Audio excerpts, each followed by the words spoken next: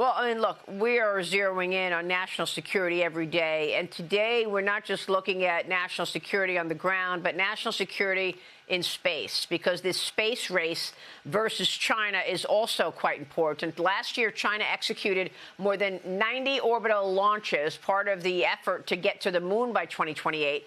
The Commercial Space Federation reporting an estimated $92 billion was spent on Beijing's government space program. Coming up in the program, I'm going to be speaking with NASA Administrator Jared Isaacman.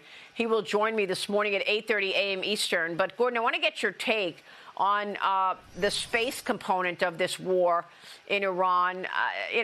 The satellites that we rely on so much are in space. Is there any evidence that any of our adversaries are messing with those satellites? The Chinese have been practicing dogfighting in low Earth orbit. We know that they have satellites and capabilities that can take down ours. And we have been very slow in defending our assets in space. Our military is really dependent on those low Earth orbits.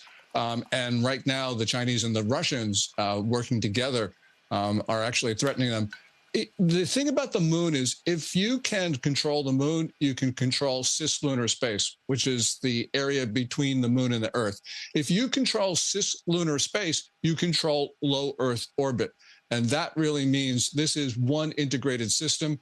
Now, NASA has delayed plans to go to the moon. It's no longer going to be the Artemis 3 mission. It'll be the Artemis 4 mission, which is scheduled for 2028. We're still ahead of China. But it's not just a question of getting to the moon first. It's a question of being able to colonize the moon. So it's a race for the moon, not a race to the moon. And we need to win both of those. So how does this area, the region, the work in space relate to the current conflict in Iran? I mean, do you expect that this could also enter the fray in any way in terms of national security that we are worried about? We could lose our satellites in space because China can take down some of them, and we do not have adequate defenses. If China does that now, then our military is blinded. All of those images that the Pentagon releases of ships and trucks and missile deployments being hit, well, they depend on space assets.